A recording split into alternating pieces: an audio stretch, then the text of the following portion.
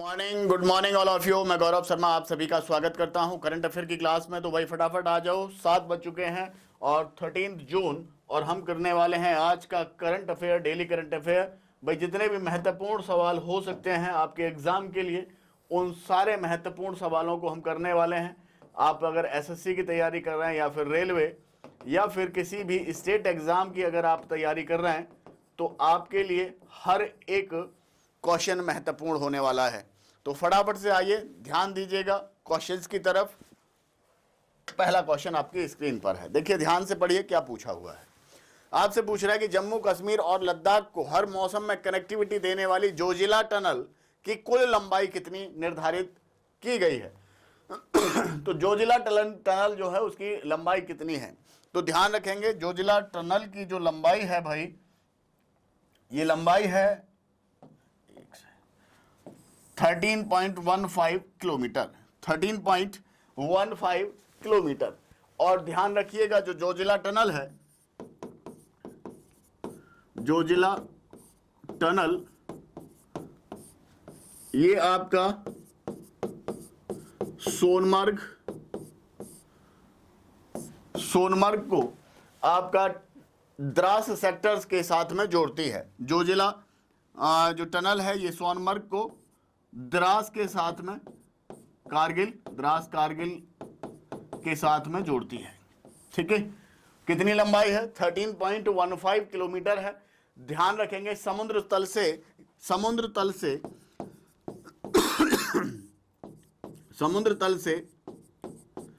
11,500 feet की ऊंचाई पर है। 11,500 फीट की ऊंचाई पर है। ठीक है जी, समुद्र तल से। और ये जो जोजिला टनल पड़ेगी ये पड़ेगी NH1 पर। किस पर है, NH1 पर है। ठीक है, ध्यान रखिए इससे संबंधित जो भी जानकारी है थोड़ा सा इधर फोकस कर लो। जम्मू कश्मीर और लद्दाख के बीच हर मौसम में कनेक्टिविटी प्रदान करने के लिए ये सुरंग बनाई जा रही है। और भाई इसका जो लंबाई है वो है 13.15 किलोमीटर। और ध्यान देंगे दुनिया की सबसे अधिक ऊंचाई पर स्थित सबसे लंबी सिंगल ट्यूब 2 वे सड़क सुरंग है। इस सुरंग के निर्माण के बाद जोजिला दर्रे को पार करने में लगने वाला जो 1.5 से 2 घंटे का सफर था वो अब 15 से 20 मिनट में ही पूरा किया जा सकेगा। ठीक है भाई, तो ध्यान रखेंगे इसका लंबाई याद रखिएगा 13.15 किलोमीटर। नेक्स्ट क्वेश्चन पे फोकस करिए। पूछ रहा है कि निम्नलिखित में से किस देश ने नियो नामक दुनिया की पहली व्यावसायिक ब्रेन चिप को मंजूरी दी है। नियो नामक ब्रेन चिप को मंजूरी दी है। तो भाई ये मंजूरी दी है किसने, सबसे पहले तो देखो चीन ने। किसने मंजूरी दी है, चीन ने मंजूरी दी है। नियो का मतलब क्या है, नियो का मतलब क्या है, तो नियो का मतलब है न्यूरल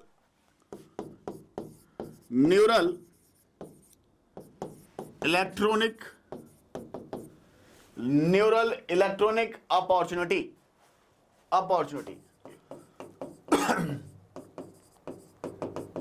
ठीक है, और जो नियो BCI करके है, ये BCI का मतलब है ब्रेन कंप्यूटर इंटरफेस। और ये लकवाग्रस्त जो रोगी होते हैं या मानसिक रूप से जो लोग बीमार हैं उनको मदद करेगी। उनके दिमाग में जो मानसिक संकेत आते हैं उन संकेतों के माध्यम से कुछ उपकरणों को ये लोग नियंत्रित कर सकते हैं। जो मानसिक संकेत आते हैं उन संकेतों से कुछ उपकरणों को ये नियंत्रित कर सकते हैं इस चिप की मदद से। तो किन रोगियों के लिए होगी, जो लकवाग्रस्त लोग होंगे, जो लकवाग्रस्त जो रोगी होंगे उनको ये चिप मदद करने वाली है। ध्यान दीजिएगा इधर, जो नियो चिप है ये दुनिया की पहली व्यावसायिक रूप से brain computer interface BCI chip को मंजूरी प्रदान की गई है। दुनिया की पहली चिप है ऐसी। और संघाई स्थित न्यूराकल टेक्नोलॉजी ने इसको जो है मिलकर के तैयार किया है, विकसित किया है। किसके लिए तैयार किया है, जो पैरालाइज लोग होते हैं उनको मदद करने के लिए। ठीक है, नेक्स्ट देखिए, निम्नलिखित में से किसने कार्गो में देरी कम करने और सीमा व्यापार को बढ़ावा देने के लिए विनिमय नामक भूमि बंदरगाह प्रबंधन प्रणाली शुरू की है? विनिमय, पहले तो विनिमय समझ लीजिएगा कि विनिमय का क्या मतलब है। विनिमय, जो विनिमय प्रणाली शुरू की गई है, जो विनिमय प्रणाली शुरू की गई है, ये LPMS के तहत शुरू की गई है। LPMS, land port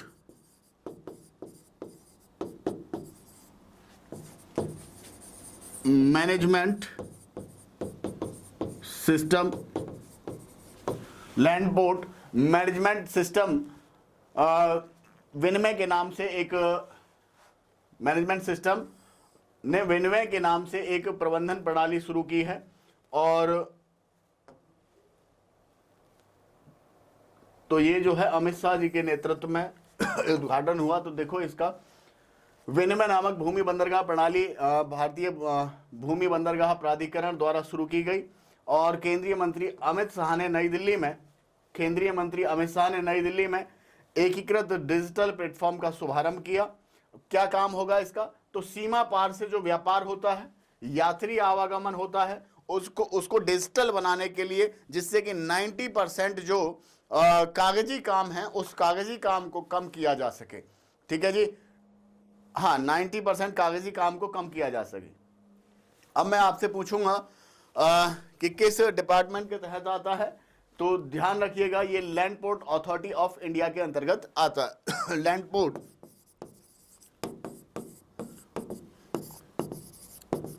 authority of India के तहत आता है। ठीक है भाई, तो ध्यान रखना। नेक्स्ट क्वेश्चन पे देखिए, अभी महान भारतीय क्रांतिकारी और कवि राम प्रसाद बिस्मिल की कौन सी जयंती 11 जून 2026 को मनाई गई? 11 जून 2026 को मनाई गई। तो भाई इनकी अभी 129th जयंती मनाई गई।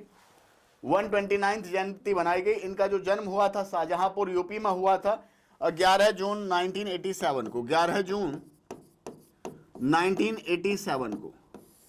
ठीक है, क्रांतिकारी रहे हैं और इनके द्वारा HSRA बाद में पहले HRA हिंदुस्तान रिपब्लिकन एसोसिएशन की स्थापना इनके द्वारा की गई थी 1924 में, जिसमें राम प्रसाद बिस्मिल,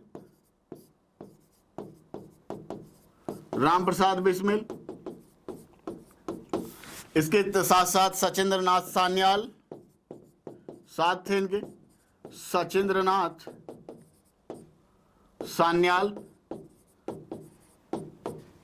और जोगेश चंद्र चटर्जी ने मिलकर के HRA की स्थापना की थी, हिंदुस्तान रिपब्लिकन एसोसिएशन, जो कि एक क्रांतिकारी संगठन था। और इनके द्वारा 9 अगस्त 1925 को काकोरी कांड को अंजाम दिया गया। किसको? काकोरी कांड को अंजाम दिया गया। और इसी काकोरी कांड के चलते 19 दिसंबर 1927 को गोरखपुर जेल में राम प्रसाद बिस्मिल साहब को फांसी दे दी गई थी। और जो ये HRA है ना, यही HRA आगे चल करके 1928 में HSRA में परिवर्तित हुआ था। और इसमें सोशलिस्ट शब्द जो है भगत सिंह के द्वारा ऐड किया गया था। कहां पर? नई दिल्ली फिरोज शाह कोटला मैदान में, भगत सिंह का साथ दे रहे चंद्रशेखर आजाद। ठीक है जी, चलो तो ध्यान रखिएगा इन सारी जानकारियों को। नेक्स्ट क्वेश्चन भी देख लो। निम्नलिखित में से कौन अंतरराष्ट्रीय यात्रा के लिए भारत के इजी कनेक्ट मॉडल के तहत पहला शहर बन गया है? इजी कनेक्ट मॉडल के तहत पहला शहर बन गया है जी वाराणसी। और देखो, वाराणसी अंतरराष्ट्रीय यात्रा के लिए भारत के इजी कनेक्ट मॉडल के तहत एकीकृत होने वाला पहला शहर बन गया है, पहला शहर बन गया है। और ये एक विमानन व्यवस्था है। इसको देखिए, इजी कनेक्ट जो व्यवस्था है, इसके ये एक विमानन व्यवस्था है जो छोटे शहरों से अंतरराष्ट्रीय यात्रा को बेहद सुगम बनाने के लिए शुरू की गई है, बेहद सुगम बनाने के लिए शुरू की गई है। और ध्यान रखिएगा, इसमें जो एयरलाइन है वो एयर इंडिया अपनी फ्लाइट मुहैया करा रही है। ठीक है, तो ये भी आप इसमें ध्यान रखेंगे। इजी कनेक्ट मॉडल के तहत पहला शहर वाराणसी। अच्छा, एक निम्नलिखित में से किस राज्य में ईचा थाला केंडा इनकाग्रिटा नाम की मछली की एक नई प्रजाति खोजी गई है? कहां पर यह नई प्रजाति खोजी गई है? तो भाई ये नई प्रजाति खोजी गई है कहां पर? केरलम में। कहां पर? केरलम।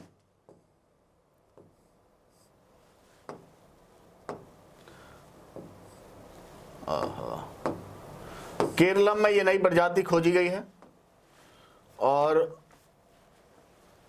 हाँ देखो, केरल में एक नई प्रजाति खोजी गई है।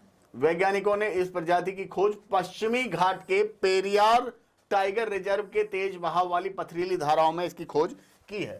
केरल में पेरियार टाइगर रिजर्व की बात हो रही है भाई। थोड़ा सा ना अब कुछ और जानकारी भी यहां पे मैं ऐड कर देता हूं, तो ध्यान देंगे थोड़ा सा। देखिए, पेरियार टाइगर रिजर्व 1950 में वन्यजीव अभ्यारण्य बना था। जो पेरियार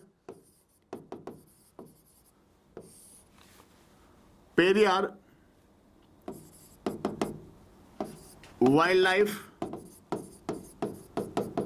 सेंचुरी है, ये 1950 में बना था। कब बना था? 1950 में बना था। और 1978 में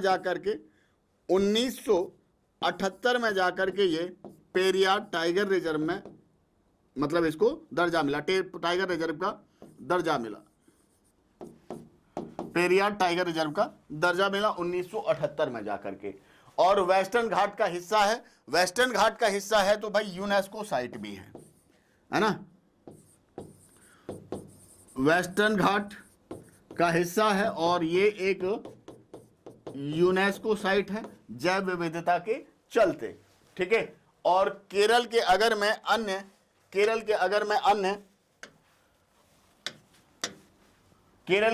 अन्य टाइगर रिजर्व्स की बात करूं तो आप एक टाइगर रिजर्व आप याद रखेंगे, परम्बिकुलम। कौन सा? एक और अन्य टाइगर रिजर्व है परम्बिकुलम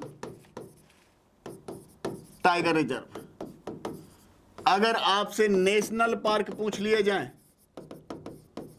नेशनल पार्क, तो याद रखिएगा एराविकुलम नेशनल पार्क, अनामुडी सोला national park, silent valley national park, silent valley national park, और पंबादम नेशनल पार्क और मथिकेटन national park. Pambadum national park, इसके साथ साथ एक और इधर लिख देते हैं मथिकेटन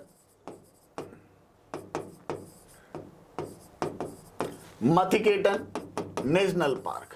मथिकेटन नेशनल पार्क, तो ये सब आपको जो है याद रखना है। हाँ, जो इराविकुलम नेशनल पार्क है, इस इराविकुलम नेशनल पार्क में आप ध्यान रखिएगा, ये जाना जाता है किसके लिए? नीलगिरी तहर के लिए, नीलगिरी तहर के लिए। ठीक है, तो ये आप ध्यान रखना, इंपॉर्टेंट है। नेक्स्ट क्वेश्चन आप देख लो भाई। हाँ, इंग्लैंड और वेल्स में महिला T20 विश्व कप का कौन सा संस्करण शुरू किया जाएगा? कौन सा संस्करण शुरू किया जाएगा? बताएंगे?